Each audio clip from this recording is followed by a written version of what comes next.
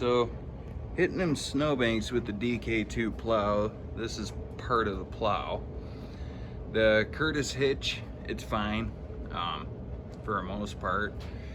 This hole is getting wallered out real well, and it has a nice little lip, little burr on it right there, and it's causing it to get somewhat stuck inside the hitch mount. A lot of hits. I whacked a telephone pole pretty hard, pushing the snow up into it. Shook the pole, shook the power lines. I mean, it's held up. It really has. These haven't bent or nothing. You know, it's got some funky welds on it. It kind of made me nervous at one point, but they're strong welds. They look like shit, but real strong welds. Somebody did do something right, I guess, in China. But anyways, enough jibber jabber for, you know, whatever long I did. But anyways, I'm gonna try and take care of this burr on each side. It's kind of really hanging it up in there, which sucks. You can see that lip just sticking right out and kind of jams it in the hitch. It's a pain in the ass, and you gotta take a hammer and pound it out. Yeah.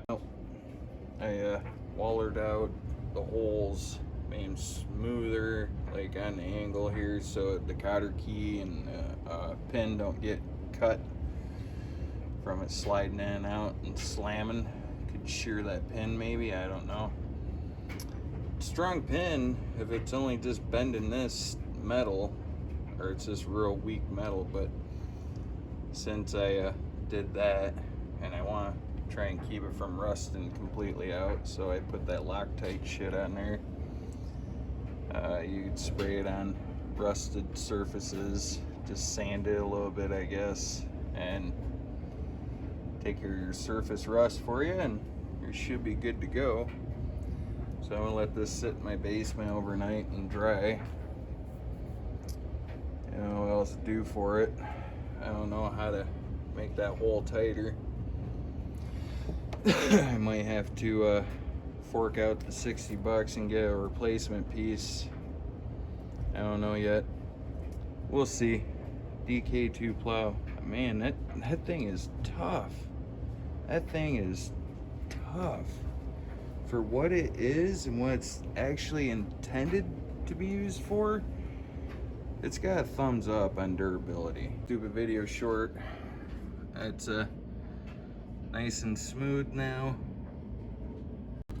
And I don't know, I just took my Dremel to it with this because I didn't feel like going upstairs and digging out the grinder.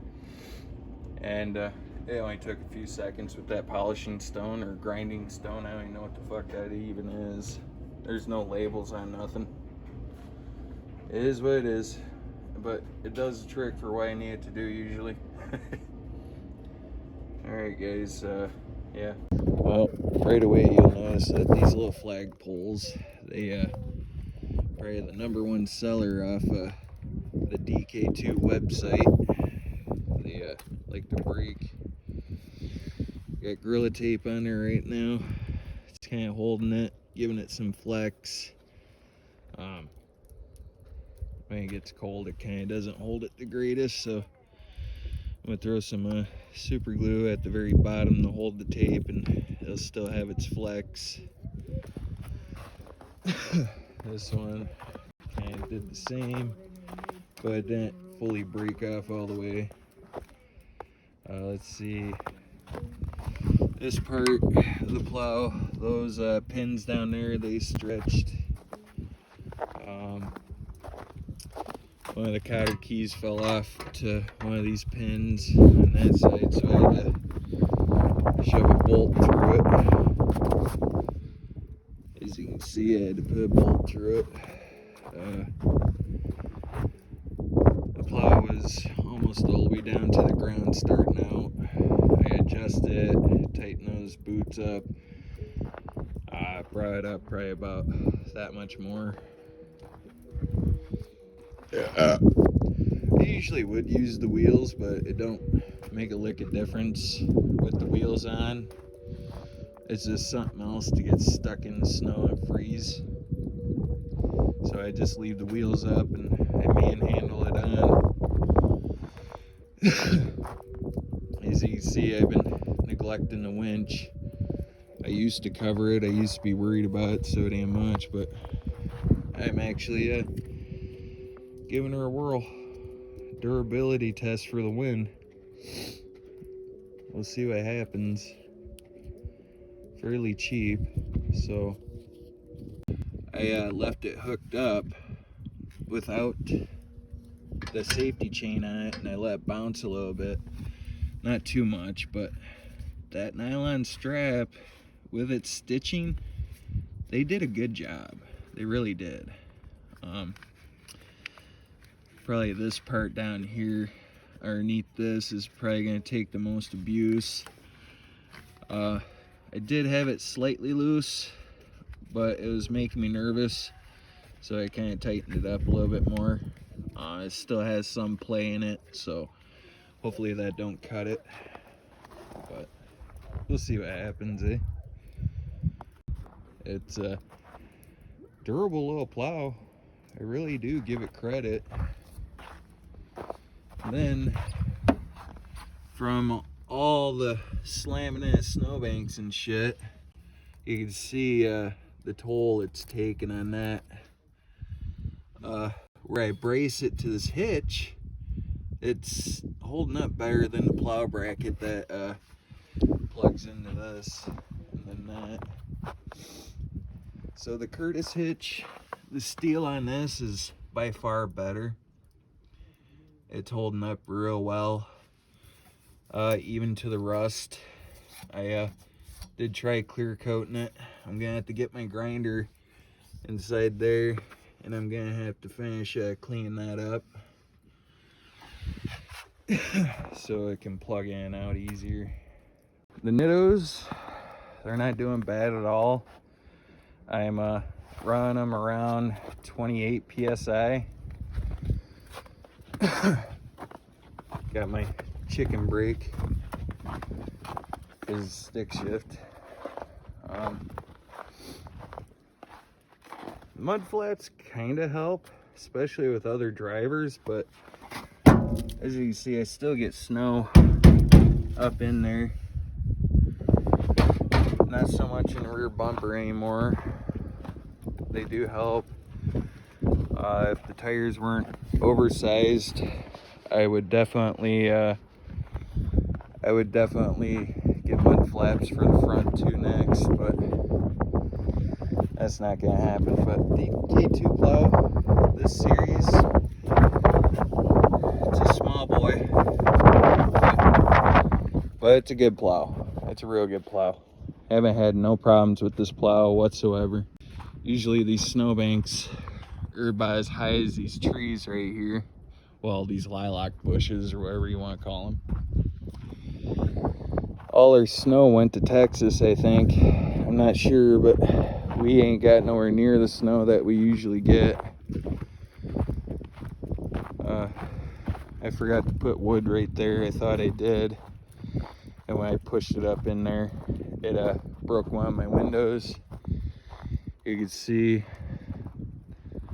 for a little ass plow, it really pushed the snow up. Been helping my neighbors out. They throw me a few bucks, which they don't have to, you know. Like that little DK2 plow, man, it's a little badass. It really is. Like, this snowbank's almost as tall as I am. I almost got stuck right up in here because I angle the plow that way and I come in, I swoop in like this and I just push it going like that, and it kind of worked so far. Almost get stuck, but it ain't bad. And it is all ice. When I hit those, it hurts. It really hurts. Like hitting that pole. Shook all the power lines, shook the pole. Same thing with the one over by my house.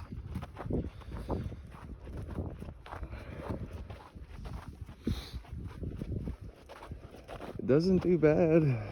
I could probably scrape a little bit better, but I don't think everybody wants their lawn tore up like this. That's not bad. That's from the boot. The plow is almost touching now, versus it was touching, plus the boots were loose. So you can buy upgraded ones. You can actually get the ski like type deal,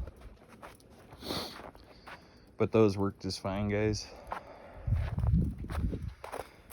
And then you can see I sprayed Loctite on all that, and then you can see the bolts I missed. I didn't spray any of that Loctite stuff from like super glues paintable rust spray. I never I forgot. And I forgot the springs too, and you can see that. Look at that. I should have sprayed the springs. Honestly, I didn't think they needed it, but I sprayed all this, sprayed those everywhere where you don't see the rust. That's why I sprayed the Loctite on. And also after it dries, it turns black, so that's another good thing as well. And then you can see the frame on Dakota. It's all painted. It's painted with a basically the same type of paint, and it's holding up real good to the salt and slush and everything. So if you guys don't use that stuff, I suggest you use it. It's real good and it works well, and I highly recommend it. I really do. This is the stuff that I'm referring to when I say Loctite. This is the crap that I'd use. You can then paint it. I use this first, rub it on there, let it sit for a little bit. Then I'll like wipe it off real good. Yeah, try to sand it down first. Use rubbing alcohol, prep it, throw this on there. Or you can just be lazy and throw this on there. Well, first take rubbing alcohol, wipe it down, then throw this on there. Then, yeah, you don't have to use this, but you can go both routes too if you want. Use this to clean it, paint it, or spray it with this, and then paint it. And then it should hold up for a year or two.